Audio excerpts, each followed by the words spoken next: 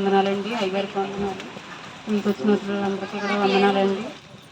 మా ఊరు మెట్టపురగూడెం అండి. నా పేరు లక్ష్మీ ప్రసన్న. నేను ఇక్కడ 6 నెలల నుంచి ఇక్కడికి రావడం జరిగింది. నా కుటుంబంలో సమస్యల వల్ల ఇక్కడికి రావడం జరిగింది. నాకు ఆరోగ్యం కూడా బాగాలేదు. అప్పుడు ఇక్కడికి మా చిన్నప్ప గారు ఇక్కడికి తీసుకొచ్చిన తర్వాత నా ఆరోగ్యం బాగుంది.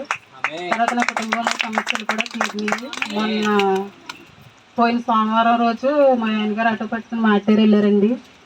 అక్కడికి వెళ్ళిన తర్వాత ఆయన సాయంత్రానికి వస్తానన్న మనిషి రాలేదు. నైట్ 1 గంట అయినా 12 అయినా కూడా మనిషి ఇంటికి రాలేదు. అయితే తను కొంచెం డ్రింక్ చేశాడు. ఆ రోజు డ్రింక్ చేసి ఉండడంతో ఎక్కడ పడుకున్నారో కూడా తెలియదు. ఆ నైట్ ఇంకా 10 వరకు చూసి అయ్యగారికి ఫోన్ చేశాను. అయ్యగారు ఇలాగ ఎప్పుడు ఎక్కడా లేరండి, ఆయన ఇంటి దగ్గరికి రాలేదు, ఈ టైం అయింది అనేసి ఏడిస్తే అయ్యగారికి ఫోన్ చేయగానే అయ్యగారు అన్నారు, అమ్మాయి నైట్ నువ్వు ఎంత ఎత్తుకున్నా కూడా ఆయన రారు ఇంటికి, రేపు పొద్దున్న తెల్లారి రాకపోతే నాకు మళ్ళీ ఫోన్ చెయ్యి, తెల్లారి వస్తారు. నువ్వు నైట్ మట్టికి నువ్వు ఎంత ఎత్తుకున్నా, నువ్వు ఎంతమందిని పెట్టి ఎత్తికిచ్చినా కూడా ఆయన నీ దగ్గరికి రారు.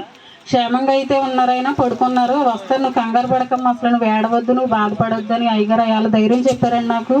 నేను చాలా ఏడ్చాను. ఆ రోజు నైట్ అంతా కూడా 1 గంటకు కూడా మోకాళ్ళ మీద ప్రార్థన చేసి నాయన నాకు ఏంటి పరిస్థితి అని ఏడ్చాను. ఏడ్చిన రోజున ఆయన ఆ మాట పక్కన వాళ్ళు కూడా అన్నారు, అయ్యగారు మాట ఇచ్చారు అంటున్నావు కదా, ఎందుకు ఏడుస్తున్నావు, ఇంక నీకు ఆ మాట మీద నమ్మకం ఉంటే నువ్వు బాధపడకుండా ఉండని అన్నారు. అలాంటి సమయంలో ఆయన నాకు ధైర్యం ఇచ్చారు అయ్యగారు.